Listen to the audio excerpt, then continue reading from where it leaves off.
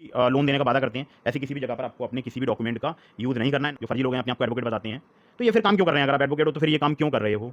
पहली बात, क्या आरबीआई से बड़े हो आप? क्या सरकार से आप बड़े हो? क्या आपको कोई स्पेशल परमिशन मिली हुई है आरबीआई की तरफ से लोगों की केवाईसी का मिसयूज कराने की? चलिए दोस्तों, अगर मैं आपसे कहूं कि आपके आधार कार्ड पैन कार्ड का मिसयूज हो चुका है और मिसयूज इस प्रकार से हुआ है कि उससे किसी देश के किसी कोने में कोई कंपनी बनाई गई है, फर्जी कंपनी, और उस फर्जी कंपनी का इस्तेमाल करके कुछ फर्जी बिल बनाए गए हैं और उन फर्जी बिल्स का इस्तेमाल करके जीएसटी रिफंड ले लिया गया है, वो भी करोड़ों रुपए का। आपको यकीन नहीं होगा ना?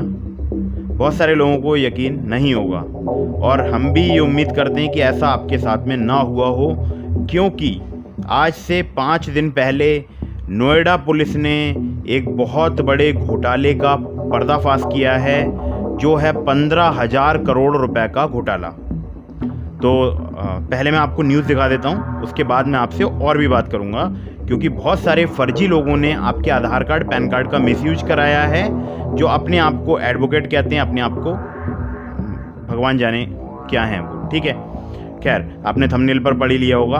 और ऐसे लोग जो कि आपकी केवाईसी का मिसयूज करा रहे हैं, इनके खिलाफ आपको क्या करना है, ये भी मैं आपको वीडियो के एंड में बताऊंगा।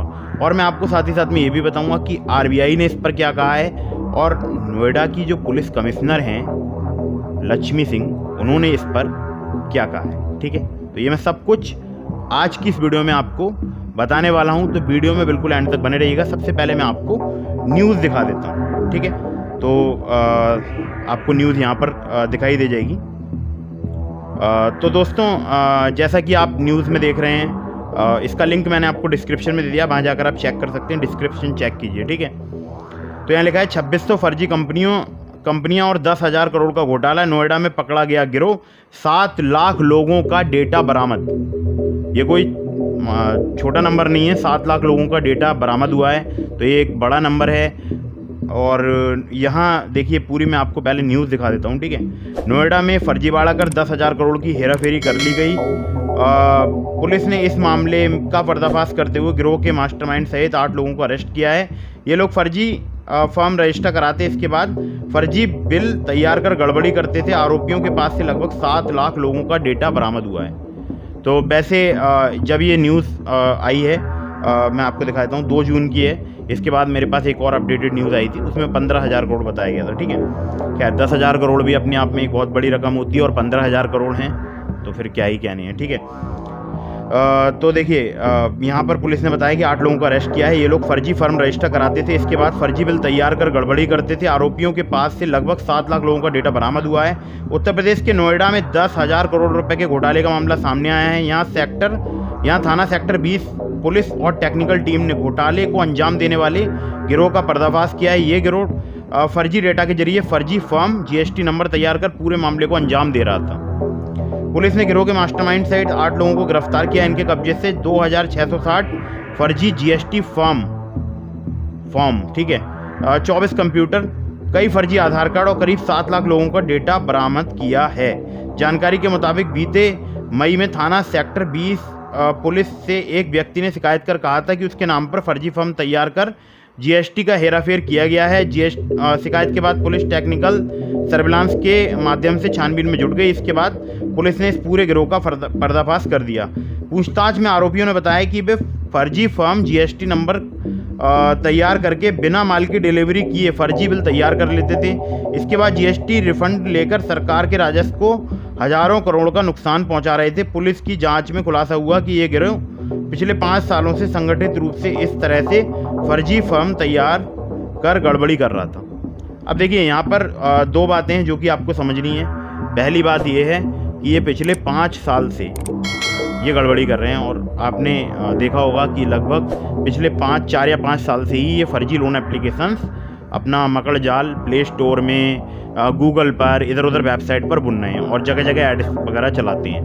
तो इतने सारे लोगों का डेटा आना ये कोई छोटी मोटी बात नहीं है। दूसरी बात, इतना 7 लाख लोगों का डेटा है भाई, कोई छोटा मोटा डेटा नहीं है। और एक ज़रूरी बात मैं आपको और बता दूं कि मुझे ऐसा लगता है कि जो फर्जी लोन एप्लीकेशन है उनका इस जो ये आधार पैन घोटाला है, इसमें कुछ ना कुछ ज़रूर चक्कर है। मुझे पर्सनली ऐसा लगता है। अब मैं एक्चुअली में रात में बहुत ज़्यादा यूट्यूब वगैरह वॉच करता हूँ, ठीक है, नेटफ्लिक्स वगैरह वॉच करता हूँ। तो वहाँ पर मैं एक बार यूट्यूब वॉच कर रहा था, शायद ये बात है 2 जून की या 3 जून की या 1 जून की रही होगी, मुझे ज़्यादा इतना ध्यान नहीं है। लेकिन हाँ, वहाँ पर मैंने एक वीडियो देखी देती है जिसमें वीडियो में ये बताया गया था कि 15,000 करोड़ का घोटाला हो गया आधार कार्ड पैन कार्ड का यूज़ करके। तो मैंने सोचा इस पर न्यूज़ देखी जाए। तो जब मैं उस वीडियो को देख रहा था, वॉच कर रहा था, तो वहाँ पर मैंने एक इंटरव्यू देखा। इंटरव्यू क्या मतलब, जो जब कोई घोटाला हो जाता है तो प्रेस रिपोर्टर्स जाते हैं, बात करते हैं वहाँ के कमिश्नर से, एसपी से। तो वहाँ की कमिश्नर शायद लक्ष्मी सिंह नाम है उनका मैं आपको एक वीडियो दिखाता हूँ। तो पहले आप ये इंटरव्यू देखिए। समझ में आता है कि पब्लिक के साथ साथ ये सरकार के साथ भी फ्रॉड था। जी हाँ, ये ज़्यादातर सरकारी रेवेन्यू का, एक्सचेकर का लॉस है और ये बहुत लंबा लॉस है। इसमें जो भी जीएसटी का मोनेटाइजेशन है वो सरकार को ही चिपट लगी है, सरकारी रेवेन्यू का लॉस इसमें पाया गया है। और ये कंपनियों को जीएसटी के क्रेडिट लेने का भी एक स्कैम पकड़ा गया है। मनी लॉन्ड्रिंग के भी एसेंस इस केस में पाए गए।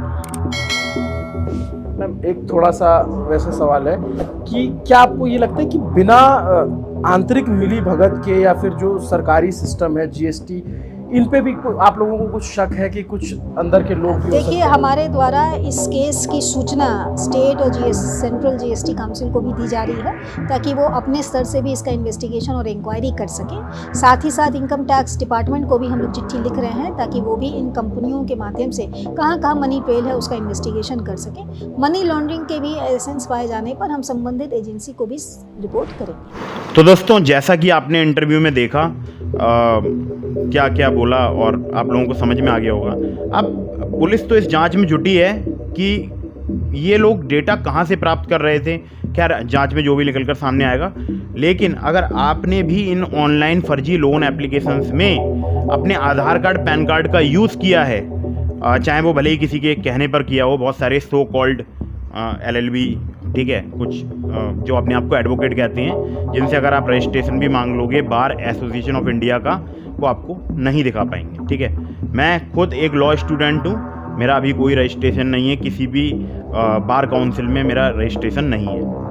ऐसे लोगों से आप रजिस्ट्रेशन ज़रूर मांगें, हो सकता है ना दिखा पाएँ, क्योंकि जहाँ तक मुझे पता था, जब तक ये लोग मेरे संपर्क में थे तब तक मैंने इनको कोई भी गलत काम नहीं करने दिया था। और उसके बाद उन्होंने फिर अपने तरीके ईजाद किए लोगों को, समझ रहे हैं ना आप, लोगों से ऐंठने की। तो इन लोगों ने क्या किया, बेसिकली लोगों को लोन दिलाने का वादा किया, क्योंकि इनको पता था और लगभग सभी को ही पता है कि फ़र्जी लोन एप्लीकेशन से बहुत ही आसानी से लोन लिया जा सकता है, फ़र्जी कॉन्टैक्ट लिस्ट बनाकर भी लोन लिया जा सकता है। तो वो नॉर्मली वो बात मुझे भी पता थी, लेकिन मैंने वो काम नहीं किया। मैंने क्यों नहीं किया, आप लोग अच्छे से जानते हैं। मैं किसी का भी आधार कार्ड पैन कार्ड का मिसयूज नहीं करने देना चाहता हूँ। दूसरी बात, मेरा कोई मोटिव नहीं है कि मैं किसी भी लॉ को, किसी भी इंडियन लॉ को ब्रीच करूँ या मैं लॉ के अगेंस्ट जाऊँ, ठीक है। अब इस पर देखिए, आपके KYC मिसयूज पर कोई 1-2 गाइडलाइंस नहीं है, इस पर RBI क्या कहता है। पहले मैं अपने वहाँ पर फ़ोन में एक बार देख लेता हूँ। मैंने भी शायद किसी जगह पर उसको जो है सेव कर रखा है, ठीक है। तो दोस्तों, ये है RBI की प्रेस रिलीज, इसका लिंक भी मैंने आपको डिस्क्रिप्शन में दे दिया है। तो सबसे पहले प्रेस रिलीज देखते हैं कब की है, ठीक है। जब इन फर्जी लोन एप्लीकेशंस का जाल बुन चुका था भारत में, यानी दिसंबर 23, 2020 को RBI ने एक प्रेस रिलीज की। और प्रेस रिलीज में RBI ने जो है मतलब बताया है कि RBI cautions against unauthorised digital lending platforms mobile apps. अब वैसे तो ये बहुत मतलब लंबा हो जाएगा अगर मैं पूरा आपको पढ़कर सुनाऊंगा, लेकिन मैं आपको कुछ यहाँ पर देखिए ज़रूरी बातें बताता हूँ, ठीक है। तो यहाँ पर देखिए साफ साफ बोला गया है, किसी भी अनऑथोराइज्ड प्लेटफॉर्म को आपको अपनी KYC नहीं देना है। अनऑथोराइज्ड प्लेटफॉर्म आप समझ गए होंगे, जैसे फर्जी लोन एप्लीकेशन, फर्जी लोन वेबसाइट्स, तो इनको नहीं देना है। तो ये एक RBI का नोटिफिकेशन है, आप चाहें तो इसको पढ़ सकते हैं। डिस्क्रिप्शन में मैंने आपको इसका लिंक भी दे दिया है, ठीक है। तो यहाँ पर साफ साफ RBI ने बताया था कि जितने भी डिजिटल लैंडिंग प्लेटफॉर्म्स हैं जो कि अनऑथोराइज्ड हैं या मोबाइल एप्लीकेशंस हैं, तो जो हैसल फ्री लोन देने का वादा करते हैं, ऐसी किसी भी जगह पर आपको अपने किसी भी डॉक्यूमेंट का यूज़ नहीं करना है, ना ही ऐसी ऑनलाइन डिजिटल लैंडिंग प्लेटफॉर्म्स का आपको यूज़ करना है। तो फिर ये जो फर्जी लोग हैं, जो फर्जी अपने आप को आप समझ रहे हैं ना, जो फर्जी लोग हैं अपने आप को एडवोकेट बताते हैं, तो ये फिर काम क्यों कर रहे हैं? अगर आप एडवोकेट हो तो फिर ये काम क्यों कर रहे हो? पहली बात, क्या आरबीआई से बड़े हो आप? क्या सरकार से आप बड़े हो? क्या आपको कोई स्पेशल परमिशन मिली हुई है आरबीआई की तरफ से लोगों की केवाईसी का मिसयूज कराने की? चलिए, मैं ये भी बात मानता हूँ, ये ऐसे लोगों को बोलते हैं कि आप अपने आधार कार्ड पैन कार्ड को एडिट करके ले लो, ठीक है, तो ये तो आप क्राइम ही सिखा रहे हो ना लोगों को। आप क्राइम सिखा रहे हो कि आधार कार्ड पैन कार्ड को कैसे एडिट किया जाता है। कल को आप बोल दोगे करेंसी एडिट करना सीख लो, तमाम दुनिया की चीज़ें एडिट करना सीख लो, मार्कशीट एडिट करना सीख लो, ठीक है। तो अगर गलत वे में आप कोई भी काम कर रहे हैं और जो ट्रांजैक्शन होगी वो तो आपके बैंक अकाउंट में आएगी ना। अब बैंक अकाउंट में अगर कोई सस्पिशियस ट्रांजैक्शन आ जाती है, हालांकि ज़्यादातर केसेस में नहीं होता है, लेकिन जिनके साथ हुआ है वो मैं आपको एक्सपीरियंस साझा कर सकता हूँ। बहुत सारे लोगों ने फर्जी लोन एप्लीकेशन से लोन लिया था। उनमें से कुछ ऐसे लोग हैं जिन्होंने मुझे बताया कि बैंक की तरफ से उनको एक सूचना प्राप्त हुई कि आपका जो अकाउंट है उसको होल्ड कर दिया गया है। वो लोग बैंक गए, क्यों होल्ड कर दिया गया है? क्योंकि आप बार बार बहुत सारी रकम जो है वो ट्रांसफ़र कर रहे हैं, इन फर्जी लोन एप्लीकेशंस को रकम ले रहे हैं। तो आप पहले ये बताइए कि ये जो सस्पिशियस ट्रांजैक्शंस हो रही हैं ये आप कैसे कर रहे हैं और क्यों कर रहे हैं? तो उन्होंने बताया कि हम तो लोन ले रहे हैं लोन एप्लीकेशन से। तो उन्होंने कि ऐसा तो कुछ भी नहीं होता है, ऐसे थोड़ी ना होता है कि आप लोन ले रहे हैं। बैंक अकाउंट फ्रीज कर दिया। जवाब मांगा, उनकी एनबीएफसी कंपनीज का नाम मांगा कि जहाँ से आप लोन ले रहे हैं, नहीं बता पाए, फ्रिज रखा। बहुत ज़्यादा समस्या हुई। आप समझ सकते हैं किन किन के कहाँ पर चक्कर काटने पड़े होंगे, तब जाकर बैंक अकाउंट अनफ्रीज हुआ, और कुछ का तो नहीं भी हुआ, ठीक है, आज भी फ्रीज है। तो ऐसे कोई काम ना करें जिससे आपका बैंक अकाउंट फ्रीज हो जाए। अब आपको एक ज़रूरी बात मैं और बताता हूँ। अगर आपने किसी के इन्फ्लुएंस में आके अपने आधार कार्ड पैन कार्ड का मिसयूज कर लिया है, किसी ने बोला था आपको, तो ऐसे व्यक्ति की भी शिकायत आप ऑनलाइन साइबर क्राइम पोर्टल में रजिस्टर करा सकते हैं, या फिर अपने नियरेस्ट पुलिस स्टेशन में जाकर रजिस्टर करा सकते हैं। बहुत ही आसानी से, कोई आपको प्रॉब्लम नहीं होने वाली है। आपको सिंपली वो जो चैट आपकी उनसे हुई है, या जो भी वार्तालाप हुई है, या जिस वीडियो के माध्यम से भी उन्होंने आपको बताया है कि आप इन फर्जी लोन एप्लीकेशन में अपने आधार कार्ड पैन कार्ड का यूज़ करो, फर्जी कॉन्टैक्ट लिस्ट बनाओ और लोन ले लो, ठीक है। तो जिस वीडियो में बताया है या जिस व्हाट्सएप चैट में बताया है, उसको पुलिस के समक्ष लेकर जाओ और पुलिस कंप्लेंट रजिस्टर कराओ, ठीक है। तो ये तरीका है। और साथ ही साथ पुलिस में एक कंप्लेंट और रजिस्टर कराओ कि अगर आपने लोन लिया है किसी भी फर्जी लोन एप्लीकेशन से, आपको पता चला है कि ये लोन एप्लीकेशन फर्जी है, इनकी कोई एनबीएफसी या कोई भी बैंक नहीं है, जैसे AA क्रेडिट हो गई, भाग गई प्ले स्टोर से। इसके अलावा और भी बहुत सारी हैं लोन एप्लीकेशंस। तो ऐसी लोन एप्लीकेशंस के नाम लिखकर उस पुलिस कंप्लेंट में साथ में ये भी लिखवाइए कि मुझे नहीं पता था कि ये लोन एप्लीकेशन एनबीएफसी रजिस्टर्ड या बैंक रजिस्टर्ड नहीं है और ये लोन एप्लीकेशन फ़र्जी हैं। तो मैंने इनको अपना आधार कार्ड पैन कार्ड प्रोवाइड करा दिया है, और इस शख्स के कहने पर प्रोवाइड कराया था। इस शख्स ने मुझे इन्फ्लुएंस किया था कि आप यहाँ से लोन ले सकते हैं, ठीक है। वो भी आप डिटेल चाहे तो उसमें डाल सकते हैं। साथ ही साथ ये लिखवाओ कि मुझे डर है कि मेरे आधार कार्ड पैन कार्ड का मिसयूज हो सकता है। ये कंप्लेंट आप पुलिस में लिखवा दो और उस कंप्लेंट की कॉपी अपने पास रखो, जिससे कि इन फ्यूचर अगर आपको भी कोई ऐसा वो जीएसटी वाला जो घोटाला फोटाला जो हुआ है, अगर कोई हो जाता है तो आपको कोई प्रॉब्लम ना आए, ठीक है। कंप्लेंट की कॉपी इसलिए रखनी होती है, इसलिए मैं बोलता हूँ हमेशा अपने साथ वो कंप्लेंट की कॉपी आप रखें अपने पास, ठीक है। रखें, उसकी फ़ोटोकॉपी करा के अलग रखें और ओरिजिनल अलग रखें, जिससे कि कल को अगर कोई घोटाला होता है तो आपको परेशानी का सामना ना करना पड़े, ठीक है।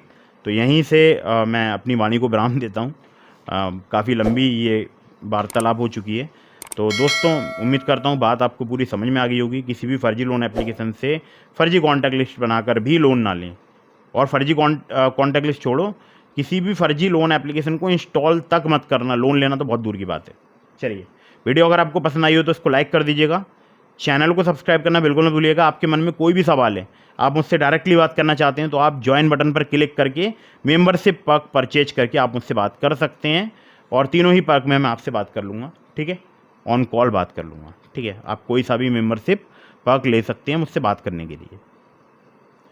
तो दोस्तों फटाफट से वीडियो को कर दीजिएगा लाइक, चैनल को कर दीजिएगा सब्सक्राइब। मिलते हैं फिर किसी इंटरेस्टिंग वीडियो में, फिर किसी इंटरेस्टिंग टॉपिक के साथ। तब तक के लिए जय हिंद, वंदे मातरम।